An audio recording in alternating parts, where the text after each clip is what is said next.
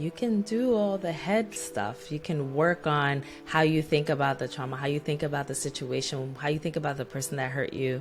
You can do all those things. But if your cells are still registering a trigger, then you're kind of never going to come out of that trauma response. Dr. Mariel Buqué is a holistic psychologist and an intergenerational trauma expert.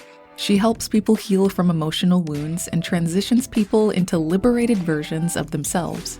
In this episode, she talks about practical actions you could take to heal from the past, how to have a better relationship with yourself, and much more. So we all know of some obvious ways that people try to numb trauma. Like these could be like drugs, food, alcohol. But what are some less obvious ways that maybe that aren't really as obvious that we don't know of that could be a way that we numb trauma? Oh, such a good question. You know, there are some like day-to-day ways that people tend to numb trauma that tends to fly under the radar, like numbing out by doom scrolling, for example. Just like really diving into either some sort of, series on TV or an actual, their phone in some way, or just by distracting the mind.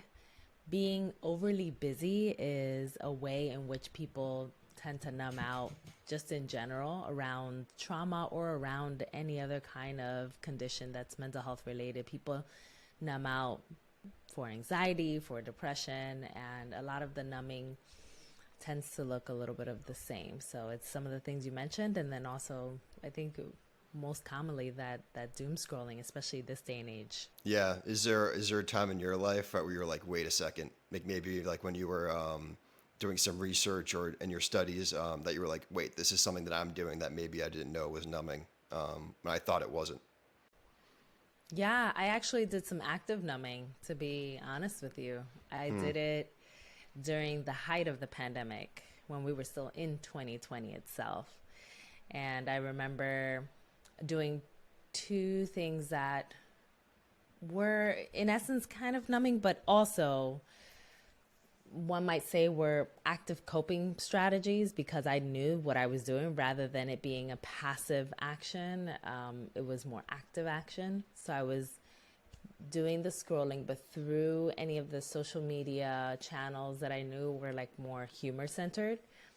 And then I was also doing some active overindulgence in comedy specials, watching stuff like The Tiger King, things that I knew were in essence like me trying to drown out what was happening in the world, which is that numbing or avoidance, because I was actively, like the rest of us, in a global crisis and in a traumatizing moment in this world. And I also knew this is actually going to be a healthier way to get through the moment rather than dive into the collective anxiety that we're all experiencing. Yeah, and so how do we kind of realize that something is numbing versus, for example, like you mentioned, watching comedy specials. Obviously, it's okay to watch comedy specials every now and again, but how do we know that when it gets to that point where it's like, all right, maybe this is just me numbing something else that's going on? The act of numbing is usually identified as something that people are doing to avoid an emotional experience. So when people are able to recognize, I am doing this because I don't actually want to confront the emotion that I'm genuinely experiencing in this moment, that's when we can call it numbing. A very interesting topic that someone was telling me about over a year ago was about generational trauma. And when I heard about it, I was like, this kind of makes a lot of sense, maybe in some behaviors that I exhibit in my life based on my family's history. And so before we dive into generational trauma, what exactly is generational trauma? Generational trauma is the only type of trauma that can be handed down. So it's handed down by way of somebody's genetics. So typically they'll have one or two parents that lived in an extensive amount of trauma, and their genes actually were reprogrammed to register that they were traumatized, and they passed on those genes to their child. And in addition to that, that child now, as a baby, a child, and an adult, experience trauma in their lives. They experience bullying, or maybe there was a divorce, or more trauma in the home that they had to contend with, or in their own lifetime, they had a bad breakup, they went through a pandemic, all kinds of things. So generational trauma is the type of trauma that includes both this genetic component, the biology, and the psychology, we call it, which is everything that happens after you're born, all the things that can also cause you trauma. Is there when you were maybe looking at your favorite family history? So when I was thinking about this, it really exposed a reason of why some anxiety might be there, because maybe I think based on what I've heard of my past, my family's past, there was definitely a lot of uncertainty and anxiety, and so that kind of made sense when it comes to my family. Was there anything that you saw when you look back, or maybe learn more about your family's history that revealed about maybe the way that you behave now? Oh, absolutely.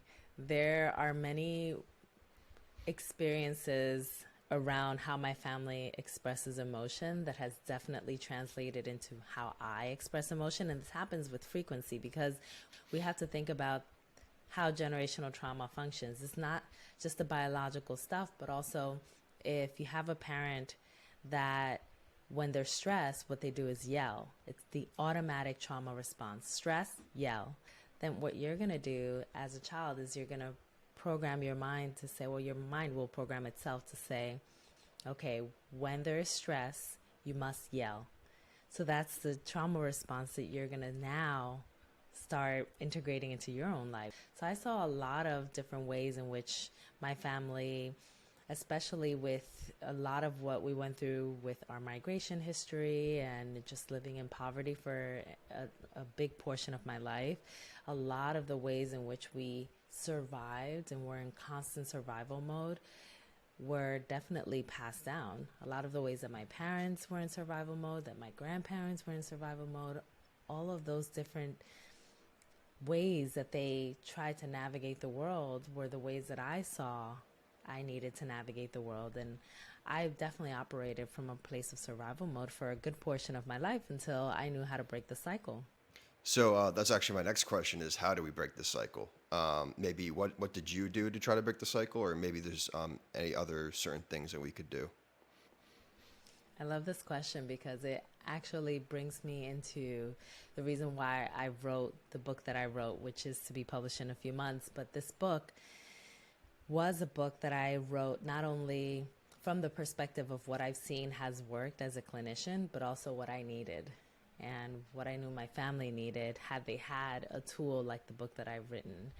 And a lot of what I have seen has been the most effective types of strategies to incorporate into any of our lives when it comes to intergenerational trauma are the strategies that are going to target the mind, the body, and the spirit. And what that means is that whenever people are thinking about, like, let's say therapy, they're thinking of anything that they can do to really help their minds feel more at ease. But if you're helping your mind feel more at ease and you're not helping your body, and your body still feels like it's on fire, which is very often what happens with trauma. And even if you think of anxiety, like you're constantly on edge and your body feels like it's like, just frazzled, it's going to constantly feel that way if you don't target that part of what your experience is. And the same goes with the spiritual side. It's more so like, how are you with your relationships? Do you feel connected to people? Do you feel connected to yourself? Are you feeling like you can't hold good relationships in your life? It's all of those things. So when we start targeting all three, we start realizing, like, people start surfacing from their generational trauma wounds. And that's a lot of what I've done. I do meditation, I do sound bath meditation, I also journal, I also go to therapy, I also, engage in trauma-informed yoga. Like, it's literally like a full mind, body, spirit, comprehensive way of being able to help yourself. Because if you miss one of those dimensions, then you kind of, you'll start ping-ponging right back to square one, and you don't really feel like you're fully lifting out of the trauma. Yeah, something that I kind of discovered too is that even if you kind of make peace with what happened, sometimes it's like your body also kind of responds, even if you've mentally made peace, like to a similar situation. And I kind of found that happening to myself recently, where it's like I was at peace with it, but my body was like telling me something differently. So why is that a thing? Why is trauma still stored in our bodies, even when we make peace with whatever that trauma was? Such a good question. Well, you got to think about everything that's in our biology when it comes to trauma. Trauma is heavily stored in our nervous system. There are elements of how we experience trauma that's in our brain. There are parts of trauma that's in our cellular memory. And so when you start piecing all of that together, you realize that you can do all the head stuff. You can work on how you think about the trauma, how you think about the situation, how you think about the person that hurt you. You can do all those things. But if your cells are still registering a trigger and your nervous system is activating whenever it has a trigger response, whenever it, sees someone in the crowd that looks a little bit like that person that hurt you, and then all of a sudden you're triggered, and your cells are literally like, uh-oh, there's a threat. If that's still happening, then you're kind of never going to come out of that trauma response, which is why we have to have, one, an understanding of how much trauma lives in the body. So I'm glad that you're asking this question. And then two, we have to do the body-based practices to try and get the body to feel more at ease, more relaxed, and less traumatized. And it's a lot of those movement exercises. It's yoga, it's stretching, it's tai chi, it's just anything that is body centered that can get you moving and that can get your body releasing some of that trauma. That's actually going to be equally as effective as any of the stuff that's more heady, like therapy. What about humming? I can't, I've heard you talk about this. I can't really wrap my head around it. So how does humming help when it comes to trauma? I love this question. Humming is helpful because the nervous system is actually broken down into parts. And one part of the nervous system activates when it senses danger, and another part of it actually tries to deactivate that response so that you can feel more at ease and feel calm again. The part of the nervous system that deactivates can be actually almost like turned on whenever we are humming. So it's called the ventral vagal nerve, the part that actually activates and creates a relaxation response in us. So what we can do is that we can hum and create that ventral vagal response so that we can feel at ease again, which is just so fascinating that we have that at our disposal. And the same thing tends to happen whenever we're doing deep breathing exercises for 5 minutes or more, is that we're initiating a ventral vagal response that can actually help us to feel more at ease so that we don't have that trauma response that's so potent and, kind of debilitating. So another thing about trauma and just honestly just life in general is that I feel like is important is understanding why. Maybe by looking at your past and being like, this is why I act like this. This is why I reacted in a certain way when that person said something. So what is the importance of knowing why and maybe looking back at your own life and truly understanding why you do what you do? This is the reason why I like going into people's family history, because very often we can find the whys in the family history. Why is it that you respond by yelling, or that you respond by hiding, maybe like shutting down, or whatever your trauma response is? Why is it that you do that? More often than not, we see a history of somebody in the family home having exhibited that same trauma response. And you basically said, somewhere in your subconscious mind, whenever there is high level stress, I yell, or whenever there is high level stress, I shut down. That's generally what I need to be doing, because that's what I saw my parent doing, or my grandparent doing, or a sibling, an older sibling, or someone that had already been in their trauma response. And so when you start recognizing that and realizing that it's a learned response, it can be very liberating and empowering, because you actually know more about yourself. So there's the insight, but there's also an opportunity to then start undoing some of those learned responses. It's also too, if you're in a situation like that, it helps you like detach your identity to it. Be like, this is coming from my past. This isn't necessarily who I am now. And a lot of the times that comes from maybe memories that we might have. So what are the role of our memories when it comes to trauma? And how do we ensure that maybe some of those bad memories don't get in the way of the life that we're living now? So memory is really a core component of trauma. And the reason why memory is such a core component is because we have multiple types of memories that are implicated in our trauma responses. More often than not, memory that is sensory memory is usually programmed with our traumas inside of our bodies, which means that whatever we smell or taste or see or hear or touch in the moment where the trauma is happening becomes programmed as sensory memory. And if we have later on in life a familiar smell, it re-triggers that traumatic response. So our sensory memory is very potent, and it becomes reactivated whenever we have something that can be familiar in our environment later on. And so that's a part of the reason why whenever we're talking about trauma, it's important to also target memory and target the sensory response. And even as I do it, pair a relaxation response or a nervous system ventral vagal response with the trigger, so that you can then start experiencing less and less of the trigger. But memory is a core component of trauma, and it's a part of the reason why people find it so distressing to remember what has happened to them.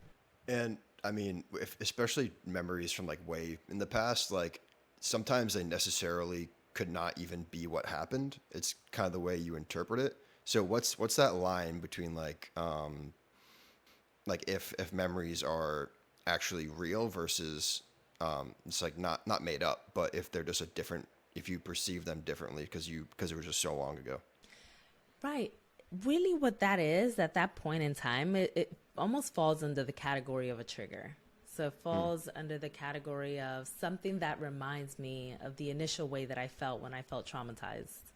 And it's just coming back full force in these different ways. Now, when I experienced the trauma, when let's say a person was mugged, like when they were mugged, they had sweaty palms, their heart was beating really fast, they had a rush to their head, and they got a headache, right? And so whenever they get that trigger from anything that's happening in their current environment, maybe somebody brushes up past them in a similar way that the mugger did before they mugged them. And so that initiates a trigger response that would be very similar to the one that they had initially. Heart palpitations, head rush, same thing, right? And so what is happening is that the body has that memory stored of how to activate when there's a threat. And so it's reactivating a lot of that memory yet again, and the body's responding very similarly. So what one needs to understand in those moments is, I'm in a trigger response. I'm in a trauma response. I am not in that moment when I was being mugged. Because more often than not, what people are experiencing is the idea that they're being mugged again, but they need to remind themselves, I'm no longer there. And then with that, also start doing the deep breathing or the humming or whatever kind of nervous system relaxation practice that can actually be helpful in helping them to feel more at ease in that moment. Yeah. So besides, obviously, when negative stuff happens to us, it can trigger some stuff. But sometimes too, in a messed up way, when good stuff is happening, it can trigger some stuff. And so, how do we hear this all the time, is the fear of success. So how do we overcome that fear of success? Because I find maybe people are scared of success because they're scared it's going to all crash down on them and cause more trauma. So how do we overcome that fear of success? A lot of overcoming of the fear of success has to do with being able to envision ourselves at the point of success and pair that with some sort of relaxation response or an image of something going right. Because you have to think about what's happening in the mind. The mind is going into catastrophic thinking. So when you challenge that catastrophic thinking, you're able to then engage in thinking that is more aligned with something positive happening. When you're able to do that, you're pairing you're creating a pairing process in your mind, and you can also do that when it comes to the body. You can pair a relaxation practice with the idea of you actually succeeding, and that can help a person to feel a greater ease rather than going, into the anxiety spiral that people tend to go into. Yeah, and unfortunately, that anxiety spiral can cause people to, I don't want to say lose it all, but not be completely focused on the stuff they have in front of them, which could result in some possibly bad things getting happening. Yeah, So, sabotage. yeah, exactly. It's scary. I mean, it's especially if people have a past of failure and they have a past of a lot of things not going their way. It's like when you get a taste of the success, you kind of like freak out a little bit because you're just not used to it. Something I learned about you in my research was that you used to help pre-K teachers implement mindfulness practices for the kids. So why is this important to ingrain this at a young age? It's incredibly important because the next generation of kids that will then grow into being adults won't have to do a lot of the unlearning that we're doing in our generation. Like, we're sitting here trying to learn what really happened and how do we become healthier mentally, because so many things have happened and we weren't equipped to actually sort through them or deal with them emotionally. If we build emotional intelligence, if we build mindfulness practices into the curriculum of the children that are in schools right now, then they don't have to do the added labor that a lot of the people in our generation and in generations past have had to do to actually survive this world. And they can hold their emotional worlds in a way that's a lot lighter and not have to undergo these generational traumas that we continue to cycle through generations of families. Yeah, I mean, I personally, I mean, speaking on my experience, I just don't think going through the school system growing up, I don't think they did enough for that stuff. The only thing regarding mental health or psychology for me growing up was an optional psychology class in high school that I didn't even take. And so I just feel like it's important that we really kind of ingrain that at a young age in order to, because it's almost like the way I look at it. It's like if you don't teach that stuff at an early age, like what's going to happen is those traumas are going to build and build and build to the point where it's going to be harder when as I get older, you know. Yeah, So absolutely. and something else that I'm scared about this younger generation is COVID and the isolation that came with COVID. So how do we? So obviously we don't. Loneliness is not good, right? But obviously there's gonna be times in our life where we are gonna have to be alone. And so how do we deal with being alone with ourselves if that maybe makes us feel uncomfortable? Well, we're made to be relational beings, so being alone is a little bit challenging and a lot challenging for some people. However, we also, just as much as we're building that knowledge base of emotional intelligence and mindfulness into the school system, it's going to be equally important that we build into the curriculum or even into the minds of young folks how to actually have a healthy relationship with yourself. We're not really taught that. Like, we're taught how to be in relationship to others, how to be in relationships to your parents and like people in your family, people in your community, but never really a conversation about how can you be in a healthy relationship with yourself, because that is actually going to mitigate, or it's going to, help make it easier for a person to be in an isolated state. Now, what we went through was very unnatural, and it's likely to not be something that hopefully we won't have to undergo in our generation anymore, right? But it happened. And so what needs to happen there is a little bit different than, understanding how we can be in isolation and still feel fine and not feel lonely. But I think when it comes to the experience of being in isolation, understanding that can at times be healthy, that there are things that we can do while we're in isolation that can actually promote positive mental health. And looking at it from that perspective can be really good for any of us, including kids. So now let's talk about the opposite. So there's people that struggle not only with being alone, but they struggle with maybe being too dependent on another person. So this is codependency. So how do we overcome? First of all, what is codependency, and how do we overcome it? Yeah, codependency is having a strong emotional and psychological reliance on someone else, meaning that you rely upon other people to actually soothe your emotions for you. And a lot of what the codependency cycle breaking process requires of us is, well, for people to learn how to soothe their own emotions, meaning that you do a lot of these mind and body and spirit-based practices to learn how to just sit with your own emotions rather than, alert someone like, emergency, come and, soothe my anxiety. Like, I can't deal, right? I can't do it myself. Instead, learning the strategies to be able to soothe your own emotions so that you don't enter into that codependent process, or you don't continue the codependent process. Another thing is, like we mentioned, like the sitting with yourself and having a healthy relationship with yourself. Also, understanding that not every emotion is an emergency, because for somebody who is codependent, the emotion surfaces and they immediately need somebody to come and bring it down. And it's important to understand for anybody who's in a codependent process that emotions are meant to be felt rather than meant to be like, something that you use for an SOS signal. So it's a number of things, but among the top ones, it's really those three.